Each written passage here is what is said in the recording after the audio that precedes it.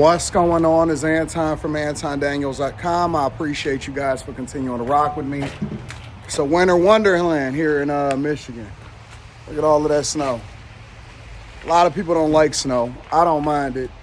As long as it's not super cold and freezing a lot of the time, I don't mind the snow. It kind of cleanses the air, which is the exact reverse of what you see happening over in Los Angeles and California. And I was having a conversation with some friends last night on a live stream, and we was in our conspiracy theory bag.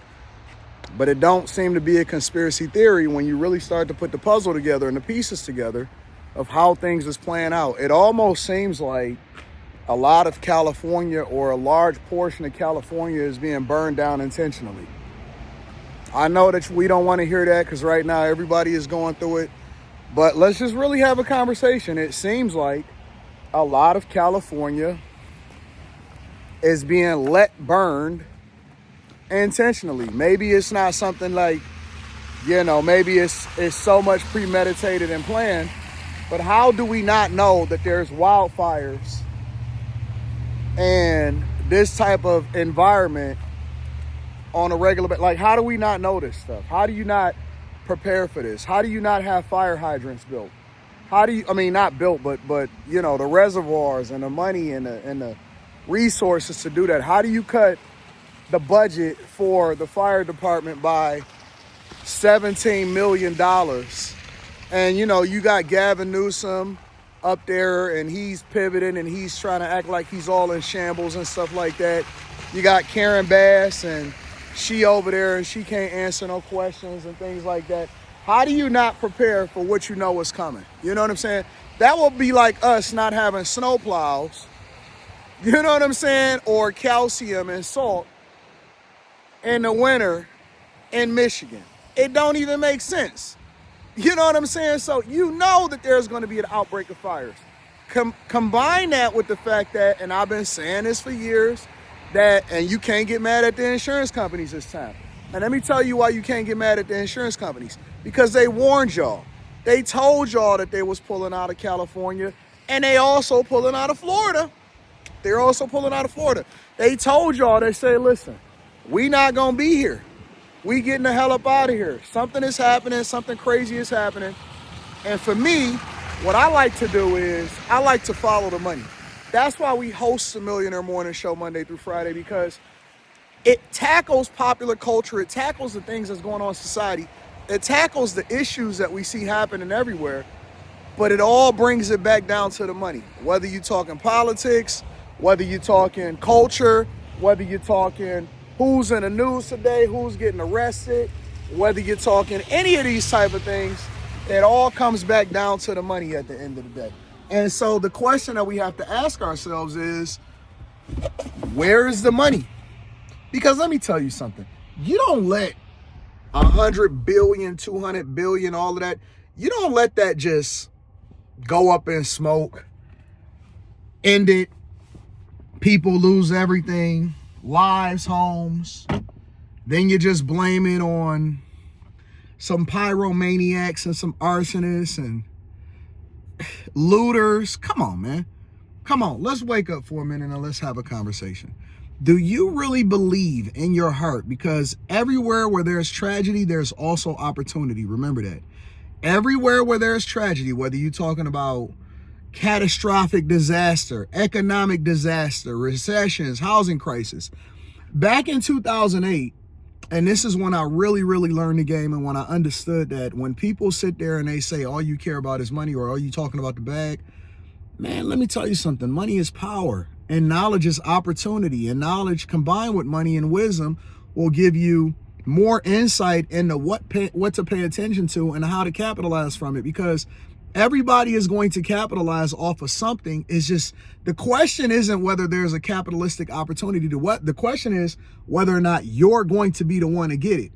What I learned in the 2008 recession, when we all went broke and we were really, really assed out here in Detroit and Michigan, because we were the hardest hit in the entire country, because our entire base was based off of manufacturing. So as the manufacturing industry came, you know what I'm saying, went and gone, is how we went in Detroit, because we wasn't diversified. We didn't have really other industries that really had took off.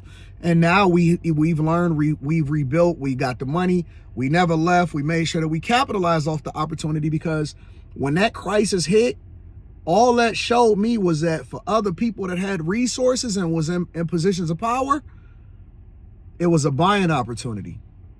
You got the 2028 Olympics coming to LA, right? If you're pushing an industry or you're transforming an industry, because let's be clear, California it's a country of its own. Texas is a country of its own. New York is a country of its own. Even though it's here in the United States of America, they're countries of their own. They're economies of scale. The amount of money, whether it's being mismanaged or not, or whether or not you operate in a deficit, is a completely different conversation. Legislators, all of that. But it's an economy of its own. If you need to shift and ultimately be in a position to where you can then take advantage of an economy like a Hawaii, a Maui, for example, and you don't want to buy people out or any of this other type of stuff, what do? You let it burn. You let it burn. Now, I'm not saying that this is what they're saying. You know what I'm saying? I'm just having a real conversation, and I want to explore the possibilities of what if. You let it burn. Now, are people going to suffer? Yes. But you're operating under the assumption that we give a fuck about what people think. It's industries of scale that we need to promote here. We got to transform an entire economy, culture. Listen, the most valuable resource on the face of the earth is not oil, is not any of that stuff, is land. You know why? Because they're never making any more of it. And for y'all to be putting y'all resources into certain things and not being situationally aware of how it's going to play out makes you the fool, and it makes somebody else rich because they have a buying opportunity and it's right up under your feet. Absolutely. This is me and my conspiracy theory bag. Don't worry about it. We just gonna have a conversation. My point is don't believe everything that they tell you on the news. Listen to the news, pay attention to the news, take in the information, do your own research, and become more informed and read and get more understanding, pray for wisdom, understanding, and make some adjustments and go and get to that bag. Somebody else is going to transform their family's legacy going forward.